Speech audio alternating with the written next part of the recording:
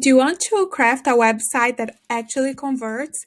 If that's you, in this video, web copy specialist David Justin will teach you 3 unspoken rules of copywriting and walk you step by step on how to craft a website that actually converts.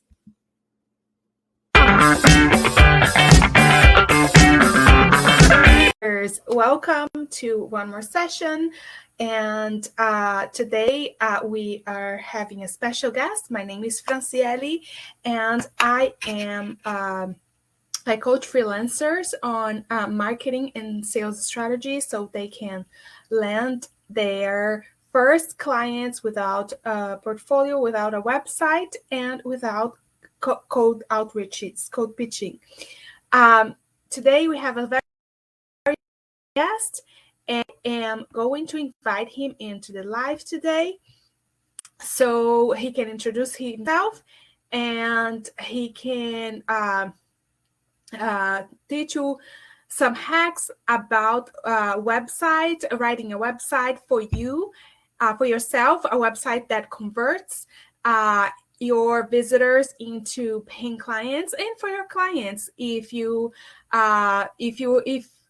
web copywriting is something that you are providing your services, it's great to watch this live because you're gonna learn tons with David, and I am going to invite him in. Can you hear me now? Yes. Okay. You're there. How are you doing? I'm doing good. How about yourself? I'm doing very good. Thank you for doing that. I really appreciate it. We're so happy to have you. So first of all, before I screen share, before we do anything, I'd love you to introduce yourself and tell people what you do, and you can go ahead and you can start. Then you can tell me when to screen share, and then I can start screen sharing it. Okay. Well, my name is David C. Justin. I am the copy geek. I am a copywriter that specializes in website copy and blogs, primarily for the technology and SaaS fields. But I also have other clients in other industries, such as tourism and janitorial services and such like that. I've been doing this primarily, I've been doing it full-time for the last 3 years. Before that, I did it for about 7 years as a part-timer because I had a full-time job at the time. And this is my primary form of income, and I love what I do. Okay, that's awesome.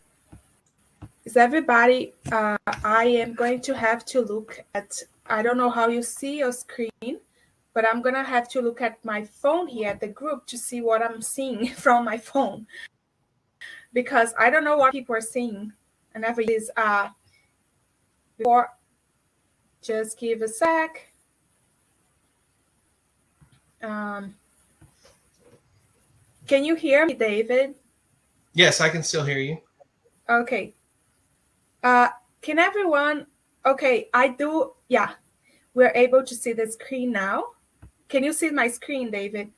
Yes, and if you can click up there on slideshow so we can turn this into the slideshow presentation, I think that would be beneficial.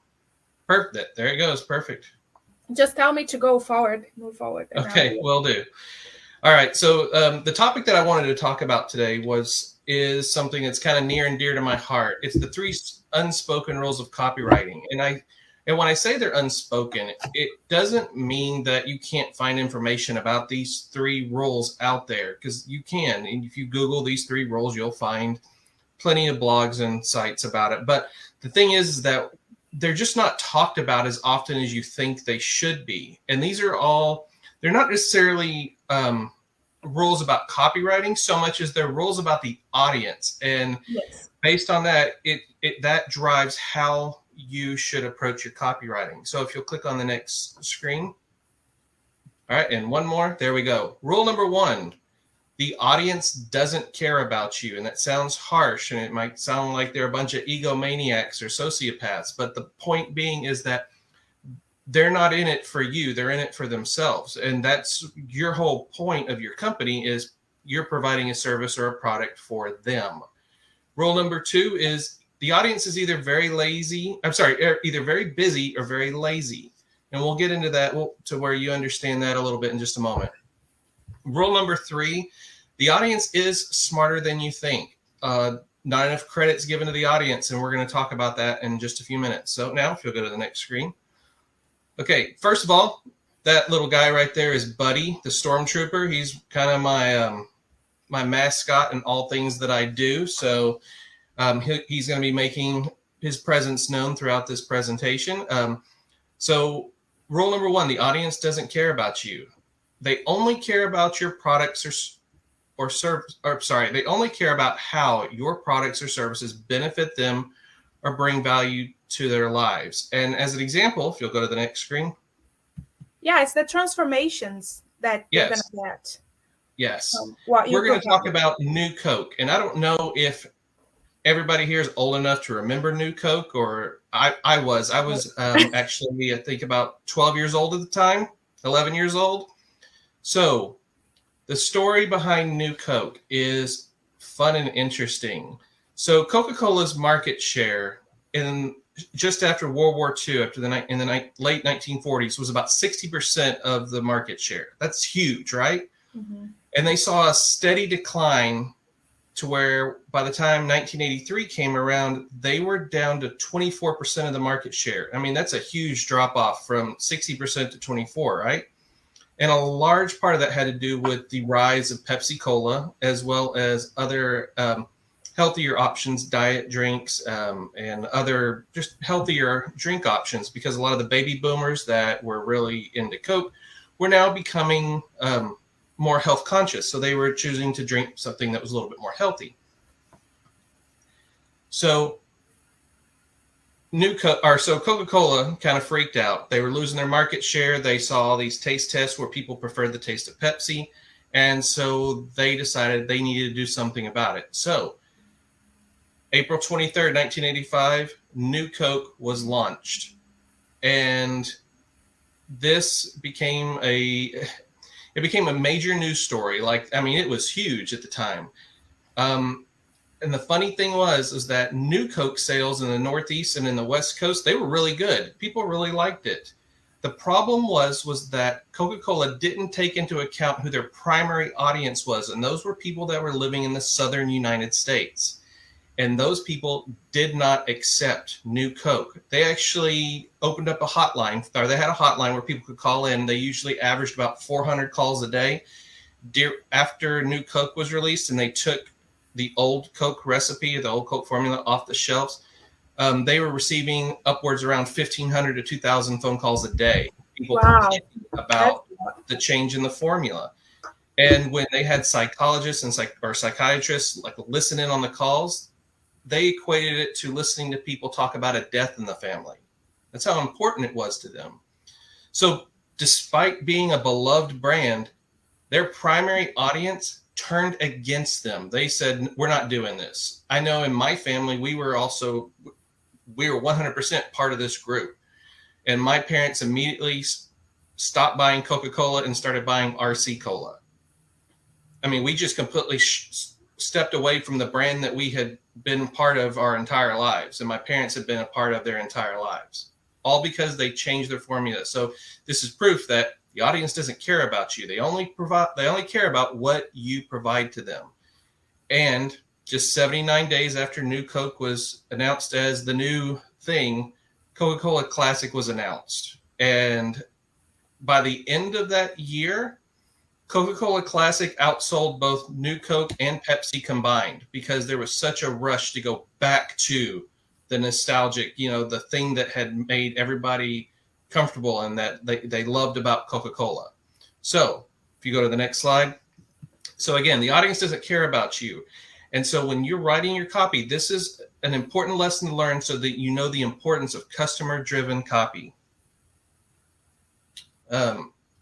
So whenever you write your copy, you need to understand your audience. You need to address their pains and the challenges they're facing. You need to focus on how their products and services helps the audience or brings value to them. And you need to write directly to them when you write your copy, write it to a single customer. Just think of one person and use second person pronouns a lot to make sure that they know that you're talking directly to them. And by second person pronouns, I mean the words you and your, because you want them to know that you're talking to them. Okay? Can I ask a question, David, yes. before you move on? Because that might be a question of somebody else. For your web copy, how can you guide people on how is the best way, most efficient way, or how, even share your experience, how do you do a research about the audience of your clients? Or they have that done, you just have to write the copy? Or you have questionnaire about this that you formulated before because of the experience you had, a questionnaire, and they are going to be doing the research and bring the answers to you. How do you do it? The way I do it, a lot of times, most of the time, I actually have my clients actually provide audience research for me, which is very beneficial. But if I don't have that information, what I do is start looking at who are they currently marketing to in their website, if they already have a website, or other collateral, if they have other collateral. Otherwise, I look to their competition to see who are those people talking to. I do have a questionnaire that I send out early on, or I do a live call and ask them a bunch of questions about their audience and who they're trying to approach. So I get a lot of feedback that way, and that helps me start breaking down, like, who am I going to be writing to? So if it's a B2B, a business to business company, I know that I'm going to be writing a little bit more formally, and because I'm going to be addressing a business or professionals. But if I'm writing like a B2C website, business to consumer, then I find out who is it that I'm writing to? Is it a bunch of stay-at-home moms, or is it, the guys that are spending their weekends out driving trucks, or, what have you? And I was saying earlier was that I am lucky that I have a lot of my clients, especially my agency-based clients, they provide the customer research for me, so I don't have to do a lot of digging. But for the clients that I have that are smaller, small to mid-sized businesses that don't necessarily know or have a lot of customer research, what I do is I do have a questionnaire that I either send to them or that I ask them, in person or over the phone. Mm-hmm. So I can ask them about who they're targeting, who they want, to buy their products. And that helps me craft a copy that, that reaches out to their audience the best. And if they have competitors, I look at their competitors to see what kind of audiences their competitors going after, because that says a lot about their audience as well. So I kind of do a combination of things to find out who I need or who I'm going to be targeting. Okay. Okay. So rule number 2, the audience is either very busy or very lazy, or in the case of Buddy here, he looks more very distracted than anything else. So when you write your copy, you need to make it incredibly easy or very beneficial to them to take the action you're suggesting, because they're just not going to do it on their own. It's kind of like when you have teenage kids and just expecting them to clean up their room all the time or to pick up the kitchen all the time. They're not going to do it unless you ask, unless you have a special kid. And if you have a special kid, I'll trade you, because my kids won't do it unless you ask them to do it or force them to do it. Okay? Yeah. So going on to the next page or the next slide. So talking about the audience and how incredibly busy or incredibly lazy that they are. So this image that I'm sharing right here is actually from the bottom half of a receipt that I actually got the other day from a store called Academy. They sell sporting goods here around here. I'm not sure how spread out they are through the United States, but in Texas, they're pretty prevalent. And at the bottom of the receipt, and I know everybody's seen this, whether you're at McDonald's or at different stores, a lot of times they'll like highlight it and say, hey, will you answer a quick survey and say how we're doing? But this is a point of sale receipt survey. and they're incredibly easy to access, and they only take a few minutes. And they almost always offer a minor reward, so you like if you fill out one for McDonald's, they'll send you a code or a coupon for a free double cheeseburger or an egg McMuffin. Or, like this one, if you complete the survey, you've entered a chance to win a $1,000 gift card to Academy. And these seem like these would be really effective. The problem is that their response rate on these receipt surveys is less than 1%. Wow. And it's because, again, your audience is either very busy or very lazy or very distracted. I never pay attention to receipts. Can you believe it? I never read it. If I got a wrong price or something, I don't pay attention to it. Like you said, right. I'm busy, right? Mm-hmm. Right, and most people don't. The new wave of the future now is actually coming up to where they're sending you digital receipts, or so that you can just click it directly on your phone, and it saves a lot of time. And I didn't do the research to figure out how effective those are, but that is what a lot of companies are moving towards, especially when you have companies like what's it called, Square? The point of sale system, Square, where they have your email address, so they automatically send you your receipt, just email it to you, and then they have a survey embedded in that. So, and I think they actually get better response to those because you're not having to go in and pull up your browser and type in a web address and punch in a code for that particular transaction or anything like that. Yeah. But so what this has all taught you is the importance of effective calls to action. Because when you're writing copy, you need to tell your clients what you expect them to do. Yeah. And the good thing is, even though for the most part, a lot of us, we really don't like being told what to do, right? We're all independent thinkers. We want to, think that we're doing our own thing. But on the flip side, human beings are actually very, very, very good at following directions. I mean, think about when you go to the grocery store and you've got a full cart of groceries and you see the aisle that says 10 items or less, you're probably not going to go over there because you shouldn't go do that, because you're good at following directions and you go and get in the aisle that you're supposed to. Yeah. So when you write your CTA, you should be telling your prospects exactly what you want them to do.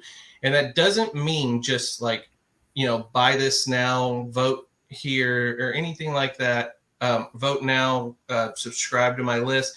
That means telling them what to do as far as their business goes. So boost your sales, engage your audience. Those are all calls to action, but they're not direct actionable things. They're benefit driven calls to action. Okay. And it actually helps customers understand what the benefit is to hiring your services as a copywriter. Okay. And the same thing goes for any of your customers. You talk about the benefits that they would get by buying your customers' products or services. Okay. Also, when you're doing your calls to action, your CTAs, make them clear and direct. Don't beat around the bush. Don't make it real vague. Tell them exactly what you want them to do. And then once you create your CTAs, especially if you're talking about like a button CTA on a website, make it obvious and make it easy to see. So make it look like a button that they're going to want to click. Okay. The other question I have for you, David, is there any rule for CTA for call to actions? Is like usually at the beginning, on the top of the website, middle, end, or no? It's just like no rules. Because I know you need to make a lot and obvious so they can click. Do you have a rule that you follow? I try to have a CTA after each section of each. Okay, so each page is broken down into different sections. You have a hero section, and then what I break it down into like section 2, 3, 4, and 5, or however many you need. I try to have some type of CTA in each section, driving it to different parts of my website. So if I'm talking about the benefits of my different offerings, the CTA at the bottom of that section is going to drive the audience to my offerings page, to where you can see the different types of products that I provide. If I'm talking about doing a quick little introduction of myself, the CTA at the end of that section is going to drive to my about page. And of course, at the very beginning and at the very end, you want to do a CTA that drives them to your contact page. Okay. The other question I have for you is, how do you, maybe this is, it's on the topic though, but it's not, how do you deliver the work to your clients? Do you do anything besides the writing also? Like, how do you deliver? Do you do on a Google Doc? Like, what do you do? I put mine in, actually, I do a Word doc. I'm kind of a little bit old fashioned that way. I put everything in a Word doc. That way I can keep track of the different versions of the web copy that I have, or the blog copy that I have. And I send them over as Word docs. Now, I do have clients that then once they get them, they convert them to Google Docs. But I kind of establish a parameter from the beginning that I'm going to be sending these over as Word docs. So you'll be able to, so they'll be written they'll have the exact same format every time. And that way you'll know what to expect from me every time. Okay. The other question I have before we move on, I'm sorry. But I know, because that's a question that I had when I first started. Okay, when I wrote the web copies I did on Google Doc. Just I want to share your experience. The other one, question I have is like, what's the slight? How do you explain to people that are watching this? What's the slight difference of, like, what's the difference of a web copy and sales page if you provide sales page to your clients? To me, and I don't do a lot of sales pages, but to me, the sales page is really going to be focused on the one product or the one service that you're trying to sell. And you're going to be spending the entire time trying to sell that product, the entire page. So you're not doing a lot of talking about different products or services, talking about yourself. You're going to be really focused in on the benefits of the product, the reasons why they should buy it, and also about offering various either factual or social proofs that are going to encourage them to buy it. Now, all of those things you do want to use in your regular website copy, but they won't be as intense or as narrow-minded. Sorry, I don't want to say narrow-minded in a negative way, but narrowly focused on the sale of whatever product or service that you're trying to provide. Website copy, especially the homepage, is going to give you kind of a broad overview, starting about what you offer, the benefits to the customer, the services that you provide, the social or factual proof that you know what you're doing, and then contact information, or a reason to contact me. And these are all going to be kind of more broad on a homepage, because each one of those is going to drive your audience to a different page that has more information on each of those topics on that page. Okay, thank you. Thank you so much. You're welcome. Okay, and so we're going to rule number 3 now. The audience is smarter than you think.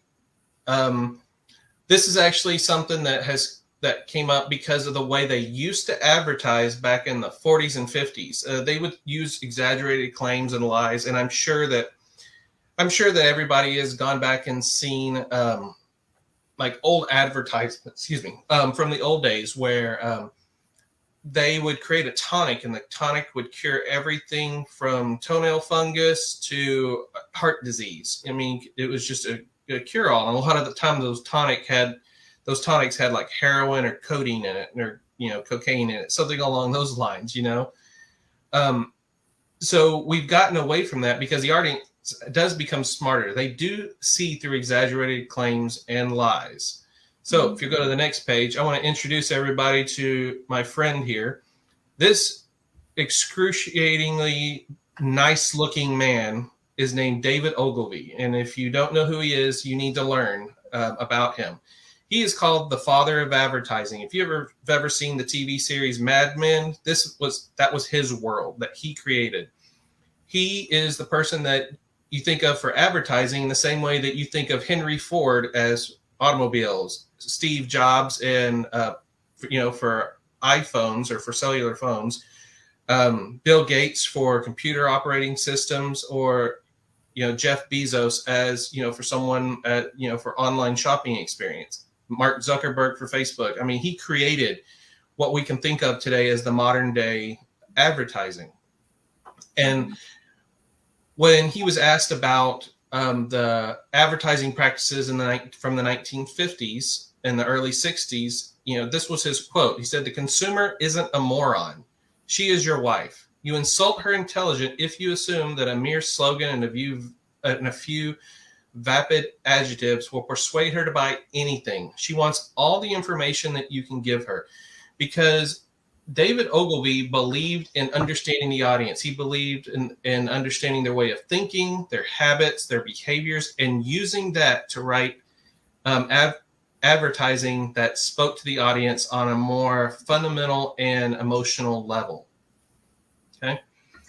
So if you'll go to the next. Yes, perfect. All right. So when we say the audience is smarter than you think, what this really leads to is the importance of understanding and respecting your audience. Okay. So don't lie or make exaggerated claims. Give them all the information they need to make a logical decision.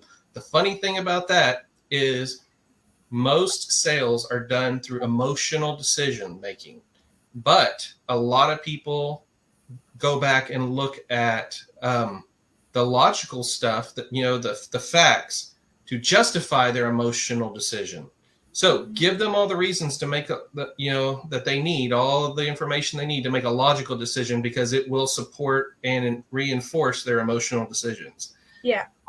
Also, make the information understandable for even casual visitors. Too many websites, I come across way too many websites that are written on this really high level thinking, or that is just too high above, what a normal person can even understand for that particular industry or market, or it gets really, really deep into the micro level stuff, and you lose people there because we're not all experts on those fields.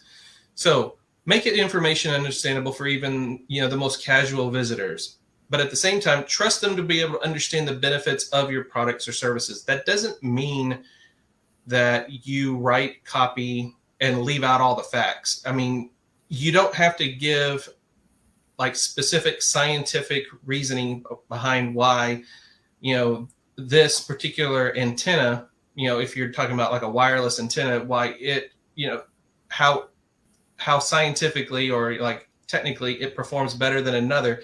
But if you say it has higher bandwidth and has better coverage, a further reaching coverage, that's language that people can understand, and anybody can understand it. And at the same time, you're telling them the true benefit of that product. Okay. So can you give an example of the audience of people buying on the emotional aspect, and then they are justifying with logic? Oh yes, absolutely. Anytime someone buys a new car, I mean, if you're buying a brand new car, there's no reason for it, really.